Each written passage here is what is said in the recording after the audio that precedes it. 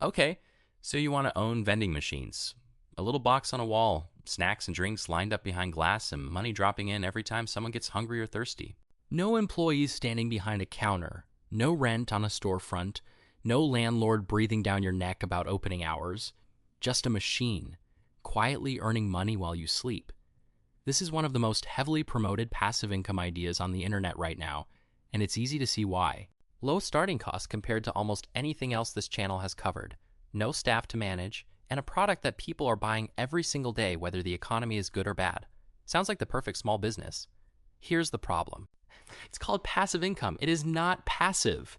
And the gap between how this business gets marketed online and how it actually works is one of the most misunderstood stories in all of small business ownership, because the machine was never really the business. The wall it's bolted to was. Let's start with what it actually costs to get into this business, because the entry price is genuinely lower than almost everything else we've covered on this channel, which is exactly why so many people jump in without understanding what comes next. A basic mechanical vending machine, the kind you'd picture from decades ago, snack rows and a spiral coil, can be bought used for a few $100s up to somewhere around $2,000 depending on condition and age. A modern machine with digital displays, cashless payment readers, and remote inventory monitoring runs considerably more, often somewhere between $3,000 and $8,000 new, and specialty machines, the kind that dispense fresh food, frozen items, or require refrigeration, can push past $10,000 per unit once you account for the climate control systems built into them. Buying refurbished machines is a common entry strategy for new operators, specifically because it dramatically lowers the barrier to entry compared to almost any other business this channel has covered. You could theoretically get your first machine placed and operating for less than the cost of a single month's rent on a small retail storefront. This low barrier to entry is precisely why vending gets marketed so aggressively as an easy path into business ownership. It genuinely is cheap to acquire the equipment. The equipment was never the hard part. Then there's inventory, which is a real ongoing cost that a lot of people underestimate when they're only looking at the machine price.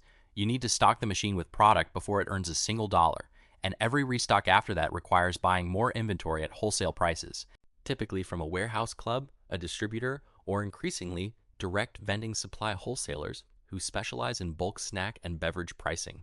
On a single well-stocked machine, initial inventory can run several $100s, and that inventory has to be replenished on an ongoing basis as it sells, which means capital is continuously tied up in product sitting inside machines waiting to be purchased. Now here's where the ownership landscape genuinely varies, more than most people expect. At the smallest scale, there are solo operators running one or a handful of machines, often as a genuine side income alongside a regular job, managing everything from acquisition to restocking themselves. One step up are small route operators, running somewhere between 10 and 50 machines across multiple locations, which starts to require real route planning, vehicle costs, and enough volume to justify treating this as a primary business rather than a side project. At the top of the market are large multi-state vending companies, operating thousands of machines across extensive territories, often holding contracts with major corporate clients, office parks, schools, and government facilities, where the scale allows for centralized purchasing, dedicated route drivers, and sophisticated inventory tracking systems that a solo operator could never justify building. And increasingly, the more sophisticated evolution of traditional vending is what's called a micromarket, an unmanned mini convenience store, open shelving instead of a locked machine, self-checkout kiosks, and a significantly wider product selection, typically placed in larger break rooms where a traditional vending machine's limited product range and capacity would leave money on the table.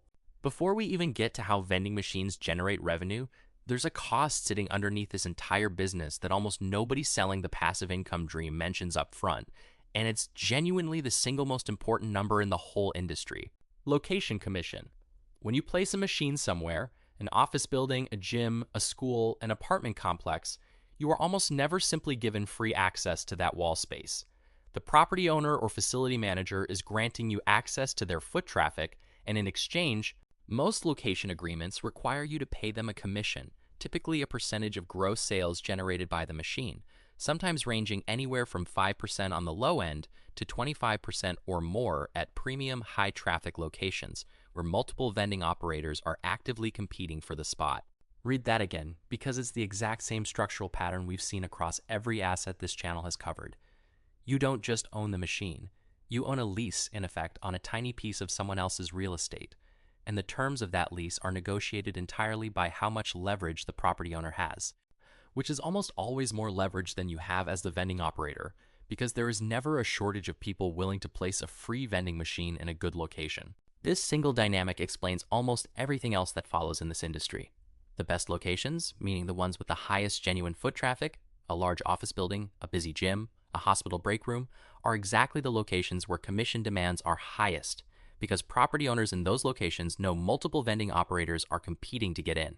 The worst locations, low foot traffic, out-of-the-way placements, might come with little or no commission at all, precisely because nobody else wants them either. This creates a genuinely counterintuitive dynamic where the locations that look the most attractive on paper are also the locations where you keep the smallest percentage of every dollar sold.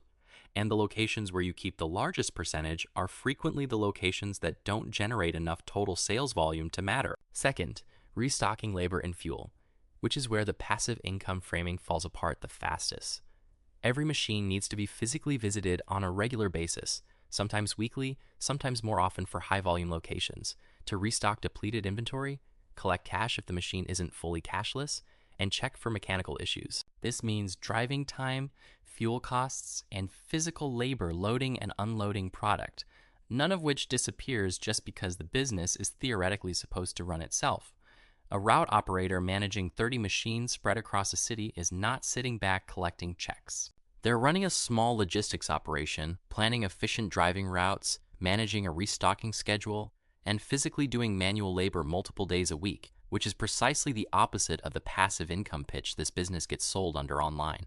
Third, spoilage, theft, and vandalism. Perishable inventory, particularly in fresh food and specialty machines, can expire before it sells, representing a direct loss on every unsold item. Vending machines, especially ones placed in locations with less oversight, are targets for theft and vandalism, ranging from coin mechanism tampering to outright break-ins, and repairing or replacing a vandalized machine represents a real, recurring cost that doesn't show up in anyone's simplified passive income math. Fourth, credit card processing fees. As vending machines have increasingly shifted toward cashless payment options, which studies across the industry consistently show significantly increases sales volume compared to cash-only machines, operators now pay processing fees on every single cashless transaction, a small percentage that adds up meaningfully across thousands of small transactions over time. Fifth, machine maintenance and repair. Mechanical failures, jammed coils, broken payment readers, refrigeration failures in specialty units all require either the operator's own repair skills or paid technician visits, and a machine sitting broken at a location isn't just an immediate repair cost. It's lost revenue every single day it remains out of service while a competitor's working machine sits right down the hall. And sixth, insurance, covering liability and equipment loss, which becomes increasingly necessary as an operator scales beyond a handful of machines into a genuine fleet representing real replacement value. So how does a vending machine actually make money, given everything sitting on the cost side? The foundation is simple per item margin. A snack or beverage purchased wholesale for a relatively small amount gets sold through the machine at a meaningful markup. And that markup, minus the location commission owed on the sale, is what actually reaches the operator. On a typical snack item, wholesale costs might run somewhere around 50 cents to $1, selling through the machine for somewhere between $1.50 and $2.50. But remember, a chunk of that margin immediately goes to the location commission before the operator sees a dime of it.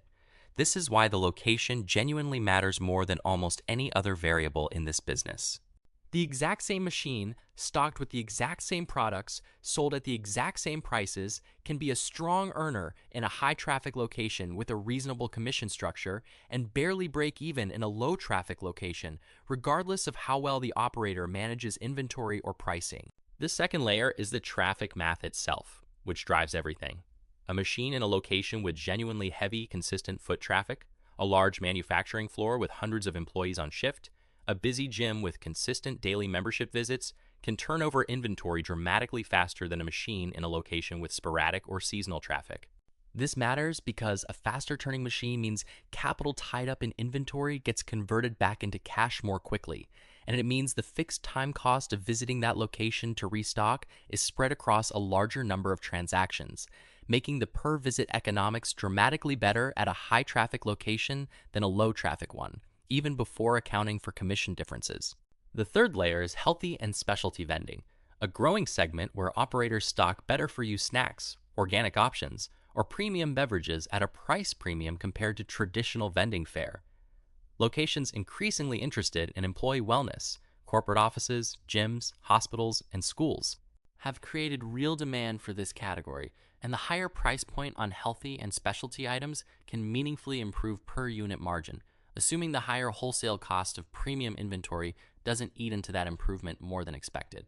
The fourth layer is the cashless payment upsell we mentioned earlier. Multiple industry studies have consistently found that adding cashless payment options to a vending machine measurably increases total sales volume because it removes the friction of needing exact change, and the increased sales volume from going cashless frequently outweighs the processing fees the operator pays on those transactions, making the technology upgrade a net positive for revenue even after accounting for its additional cost. The fifth layer, and the natural evolution for successful vending operators, is the micro-market model we touched on earlier. By replacing a limited selection vending machine with an open-shelf mini convenience store format, operators can dramatically increase the total product selection available at a single location, capturing sales that a traditional vending machine's limited slot capacity would have simply turned away. A larger break room with genuinely high employee headcount can often generate significantly more total revenue from a micro-market than it ever could from even multiple traditional vending machines, because the format allows for fresh food, larger product variety, and a shopping experience that more closely resembles an actual convenience store, all without needing a staffed cashier. Now, here's the other side of the ledger, and it's the part that makes the biggest difference between the marketed version of this business and the real version. Location commissions are owed regardless of how the machine actually performed that month. If sales are strong, that's fine. The commission structure is usually a percentage, so it scales with revenue, but the location itself represents an ongoing relationship the operator has to actively manage and defend. And losing a good location, whether because a property changes management, decides to switch vendors, or simply closes down, doesn't just cost you a machine's worth of revenue. It costs you the entire route efficiency built around visiting that location on your normal schedule. And finding a comparably good replacement location is genuinely difficult in any market where vending operators are actively competing for the same handful of high-traffic properties. Route driving time and fuel represent a real fixed cost of doing business that scales with the number and geographic spread of locations an operator manages, completely independent of how well any individual machine performed that week. Machine depreciation is real. Equipment wears out, becomes outdated compared to newer cashless-enabled competitors, and eventually needs replacement, representing an ongoing capital cost that a lot of new operators don't fully account for when they're only looking at the initial purchase price. Insurance, while relatively modest for a small operation, becomes a real recurring cost as an operator scales into a fleet, representing meaningful replacement value. None of these costs meaningfully shrink just because a particular week or month saw lower sales. This is the exact same structural trap that runs through every asset this channel has covered, just at a dramatically smaller scale. Fixed and semi-fixed costs that don't move, sitting underneath revenue that depends entirely on securing and defending good locations in a market where multiple operators are actively fighting over the same handful of genuinely attractive spots. To understand how this location competition actually plays out, we need to look at what happens when a good location becomes contested. Say an operator has spent months building a relationship with a facility manager at a mid-sized office building, restocking reliably, keeping the machine clean and well-maintained, gradually earning enough trust that the commission structure has stayed reasonable. Then, a competing vending operator approaches the same facility manager and offers a more aggressive commission split, willing to give up a larger share of gross sales in exchange for winning the contract, because that competitor is trying to build out route density in that specific geographic area and values the location's proximity to their other stops more than the raw profitability of this individual machine. The facility manager, who has no particular loyalty to the original operator beyond whatever relationship has been built, switches vendors, and the original operator loses the location entirely, along with the reliable revenue and the efficient stop that location represented on their existing route. This is not a hypothetical. It's a constant, ongoing dynamic across the entire industry in any market dense enough to support multiple competing vending operators. And it means a location an operator has depended on for years can disappear essentially overnight through a commission negotiation the operator wasn't even part of. In markets that have become genuinely oversaturated with vending operators, this dynamic intensifies further, with commission percentages getting bid up aggressively as operators compete purely on how much of their margin they're willing to sacrifice just to maintain route density. Sometimes to the point where the commission structure eats so much of the per item margin that the location barely remains profitable at all, purely because losing it to a competitor felt worse than accepting thinner margins to keep it. Here's the structural lesson sitting underneath that story. And it's the exact same lesson this channel has found at the center of every asset we've covered, from shopping malls to parking garages to airports. The machine was never really the business. Machines are commodity equipment, relatively cheap, replaceable, and functionally similar whether you buy them new or refurbished. What actually determines whether a vending operation succeeds or struggles was never the equipment sitting on the wall. It was securing and defending access to a wall with enough genuine foot traffic to matter at a commission structure that leaves enough margin to actually be worth the restocking labor, fuel, and maintenance required to service it. That access is the scarce resource in this business, exactly the way a guaranteed power connection is the scarce resource behind a data center or prime downtown real estate is the scarce resource behind a parking garage. The vending machine industry simply operates at a scale small enough that most people never think to apply that same lens to it. So, does owning vending machines actually work as a business? The honest answer depends heavily on whether you can secure and hold genuinely strong locations at a reasonable commission structure, and whether you're honest with yourself about the time commitment involved. In the strong scenario, you've built relationships with several high-traffic locations, large offices, busy gyms, facilities with consistent daily foot traffic, and you've negotiated commission structures that leave meaningful margin after accounting for wholesale inventory costs. Your route is geographically efficient, minimizing driving time between stops, and you've adopted cashless payment to capture the sales volume increase that comes with removing friction from the purchase. In that scenario, a well-run vending route can produce genuinely solid returns relative to the initial capital invested. Because once a machine is placed at a strong location with a fair commission split, the marginal cost of restocking it is relatively low compared to the revenue it generates, and that margin compounds nicely across a route of multiple similarly strong locations. In the weak scenario, you've placed machines in locations that looked appealing on the surface but don't generate the consistent foot traffic needed to turn over inventory quickly, leaving capital tied up in slow-moving product while restocking visits become inefficient relative to the revenue each stop generates. A competitor undercuts you on commission at one of your best locations, and you either lose it entirely or accept a thinner margin just to keep it. Spoilage on perishable items eats into already thin margins at a location that never generated the volume you expected. A machine breaks down at a location, and by the time you've arranged a repair, a competitor's working machine down the hall has captured the customers who would have used yours that week. Your fuel and driving time, calculated honestly against an hourly rate for your own labor, starts to look uncomfortably close to what you'd earn working a part-time retail job, except now you've also got capital tied up in equipment and inventory that a retail job would never require. This is not a hypothetical. It's close to exactly the experience a meaningful share of new vending operators report after the first year, once the actual time commitment and location competition reveal themselves as the real determinants of profitability rather than the machine itself.